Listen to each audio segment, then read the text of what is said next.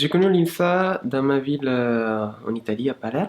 Quand je suis arrivé à l'INSA, si j'ai fait le choix d'aller à Lyon alors que je viens de Chenard à Lille, c'est parce qu'il y avait musique-études et que je suis oboïste depuis tout petit et je voulais continuer la musique. L'INSA bénéficie d'une très grande reconnaissance au Maroc. J'ai trouvé de quoi faire des études, de super études, trouver ce qui me plaît vraiment dans l'ingénierie et dans les sciences. Ça m'a fait beaucoup plaisir d'être acceptée ici, dans ce nouveau monde que je ne connaissais pas. On m'a invité de venir prendre la direction d'une équipe ici. J'ai été recrutée à l'INSA. Ce qui me plaisait, c'était le fait que ce soit une école et pas une université, et que le sport, effectivement, l'éducation physique et sportive ait une place entière, reconnue. J'ai pu continuer l'aviron à haut niveau. Là, je suis en train de préparer les Jeux Olympiques.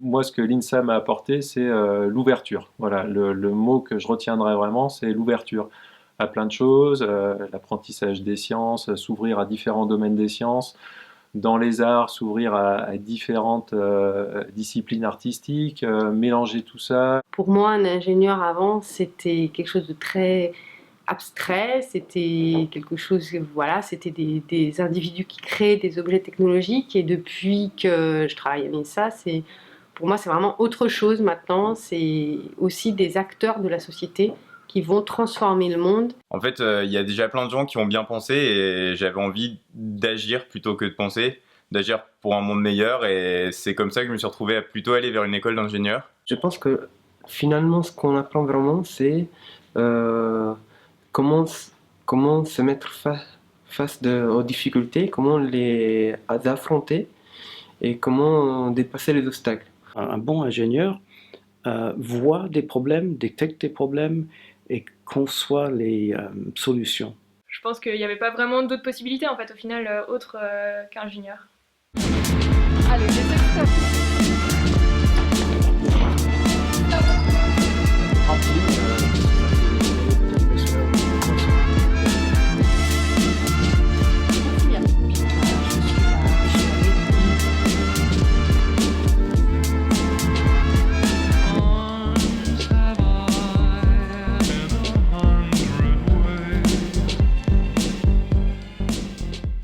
C'est des élèves qui sont remarquables, d'une part parce qu'ils viennent du monde entier. Je considère l'INSA une petite ville, un petit carrefour du monde où des personnes de partout se croisent. Pour moi, ce qui est enrichissant dans les rencontres à l'INSA, c'est vraiment la pluralité des disciplines déjà, des disciplines scientifiques, et aussi des disciplines en sciences humaines et sociales. À l'INSA, il y a plus de 130 associations de toutes sortes. On peut y faire du sport, on peut s'investir pour des causes humanitaires, pour organiser des festivals, des spectacles.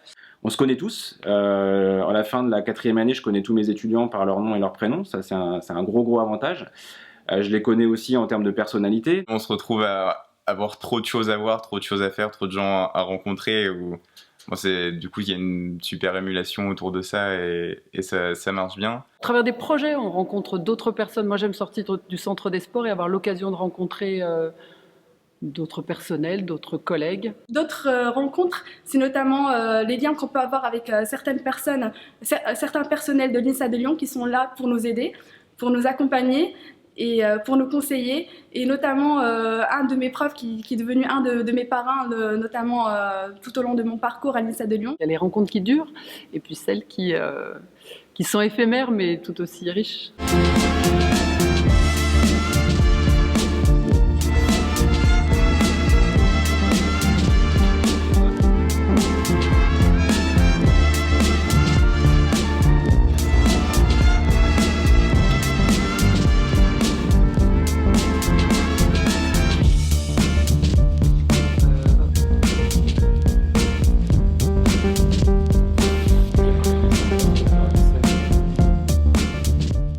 Ma soutenance de thèse en 2007 à l'INSA, qui a été un grand moment, le couronnement de 4 années de recherche intense. La signature de mon premier contrat avec un client dans le cadre de la junior entreprise. pour moi et pour mon équipe, le Living Lab est quelque chose de très important. Un de mes meilleurs souvenirs, c'est le titre de championne de France universitaire par relais. Moi, j'ai organisé les 48 heures pour faire vivre les idées 2 années de suite, et ça, c'est vraiment un souvenir très positif que j'ai. Je pense que l'innovation fait partie de l'ADN de l'INSA. Et c'est ce qui m'a poussée à vivre cette aventure. Et j'ai notamment utilisé tout ce que j'ai appris pendant ces 48 heures lors des projets que j'ai pu mener à l'INSA pendant mes études. Des grands moments, c'est aussi à chaque fois finalement où on est en cours ou en amphi ou en TD en face de ces étudiants qui sont tous super. Je fais partie de SCAN, la section anglophone de INSA, et on fait souvent des barbecues où on cuisine et chaque étudiant amène quelque chose de leur pays. Dans 10 ans, je pense que je me souviendrai toujours de la vie associative que j'ai vécue ici.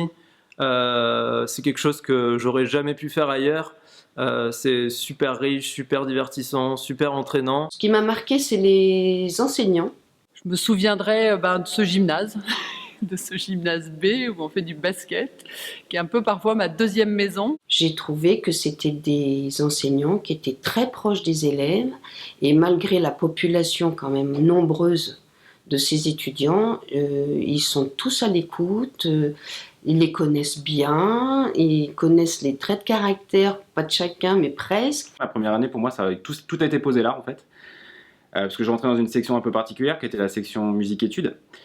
J'ai rencontré des gens qui étaient très diverses et on a eu tout de suite une ambiance assez fantastique dans cette promotion. On a acheté une maison en commun en 1996. En milieu de 3e année, on a acheté cette maison en Haute-Loire pour un prix assez dérisoire à l'époque, puisqu'on a une maison pour à peu près 50 000 francs. On se voit très très souvent, on a même maintenant organisé chaque mois, on se fait un déjeuner entrepreneurial entre les personnes, et on est quand même 5 à être restés enseignants-chercheurs ou revenus enseignants-chercheurs sur l'INSA ou sur le campus.